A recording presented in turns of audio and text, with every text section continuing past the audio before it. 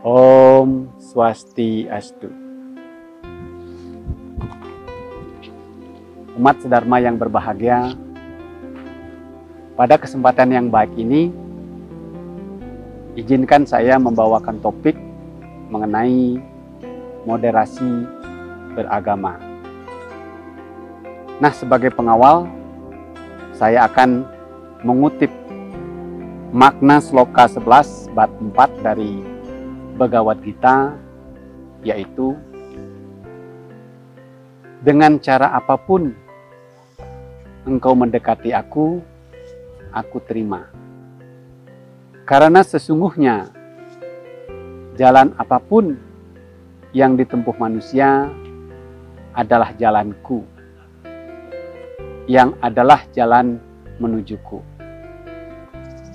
Umat sedharma yang berbahagia, lebih lanjut saya memaknai sloka tersebut bahwa kita sebagai umat Hindu memiliki landasan yang kuat untuk terus-menerus memperbaharui atau memoderasi praktek-praktek keagamaan kita. Tidak ada seorang pun atau lembaga manapun untuk mendikte cara kita melakukan atau melaksanakan praktek-praktek keagamaan. Dengan makna yang lain, bahwa Tuhan mempersilahkan umat Hindu untuk datang kapan saja dengan cara apapun. Sekali lagi, dengan cara apapun. Umat Hindu yang saya hormati, agama sejatinya adalah tuntunan bagi kita untuk menuju pada kesadaran. Pertanyaannya, kesadaran tentang apa? Kesadaran tentang hakikat keberadaan atau eksistensi diri kita. Keberadaan tentang hakikat tujuan dari keberadaan kita. Dan kesadaran tentang hakikat bagaimana cara kita untuk menuju tujuan tersebut. Tentang hakikat keberadaan atau eksistensi kita sebagai manusia.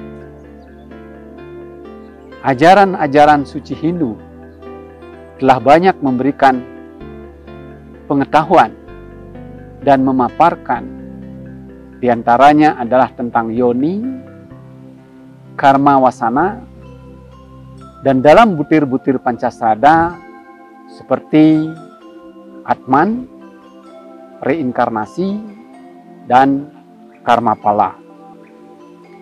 Selanjutnya, agama Hindu banyak juga memberikan paparan atau pengetahuan tentang hakikat dari tujuan kita berada di alam semesta ini. Di antaranya, sastra suci memaparkan tentang catur purusa arta, 4 tujuan hidup manusia, catur asrama tentang 4 tingkatan hidup kita. Demikian juga dalam sastra suci yang paling jelas dan lugas memaparkan tentang tujuan hidup kita, yaitu moksartam, jagatita, yaca iti, dharma.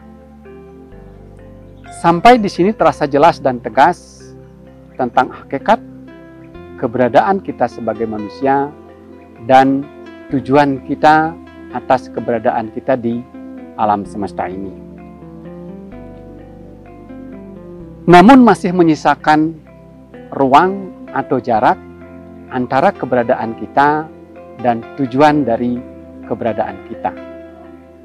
Selanjutnya, ajaran Hindu memberikan tuntunan dalam berbagai sastra suci, jalan menuju tujuan hidup manusia seperti ajaran Catur Marga Yoga, 4 jalan penyatuan, Catur Asrama, 4 tingkatan kehidupan, dan berbagai tata cara berkorban suci atau beriadnya, dan ajaran-ajaran etika moral seperti dasa sila, tapa, brata, yoga, dan semadi. Umat sedharma yang berbahagia, hampir tidak ada perdebatan dan penyangkalan tentang hakikat kesadaran mengenai keberadaan kita dan tujuan dari keberadaan kita.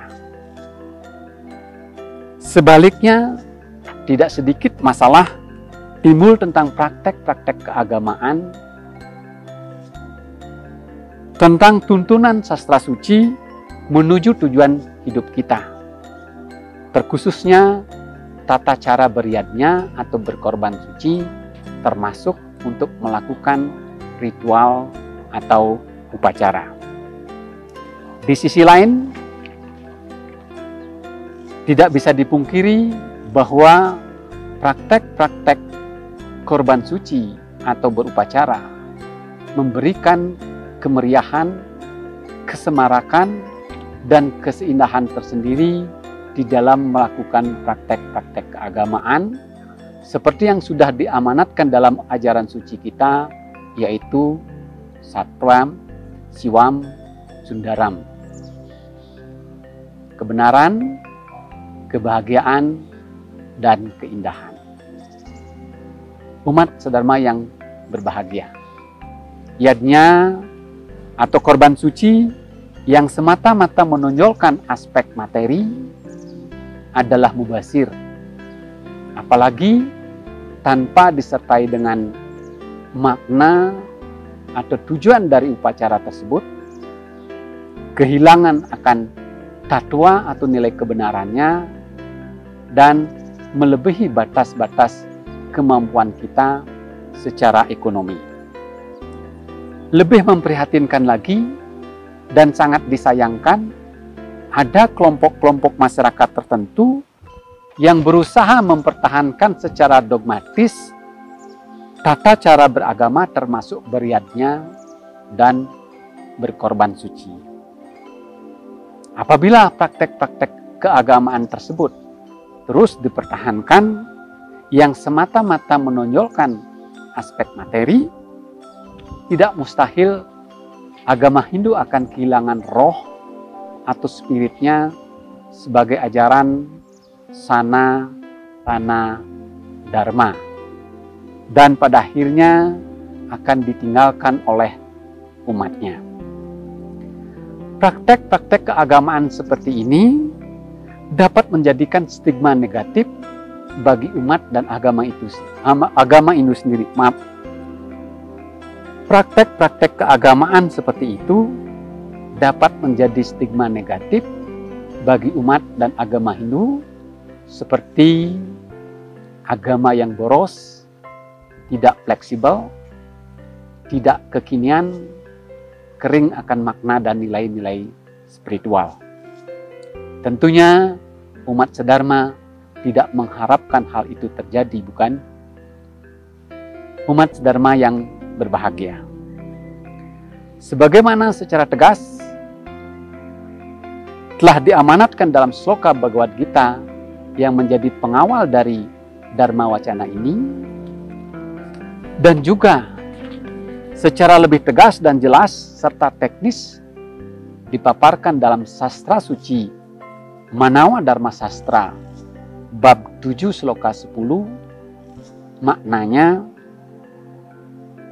menyukseskan tujuan Dharma harus berlandaskan 5 hal penting, yaitu iksa, tujuan, sakti, kemampuan, desa, sesuai dengan tempat, kala, waktu, dan yang lebih penting sesuai dengan nilai-nilai kebenaran atau tatwa.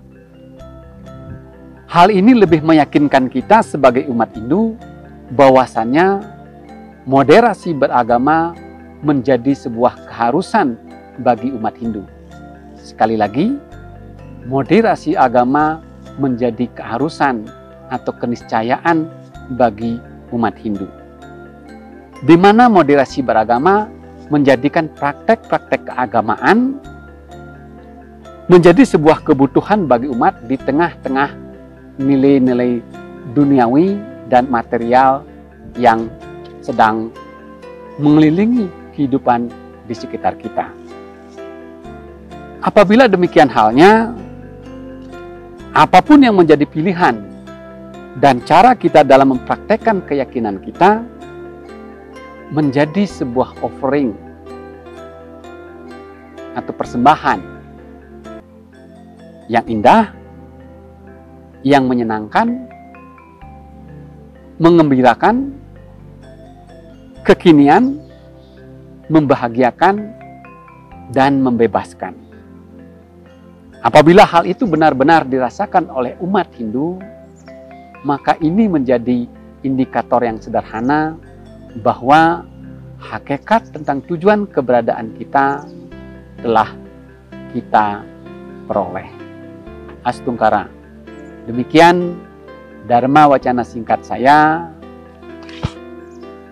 Om Santi, Santi, Santi, Om.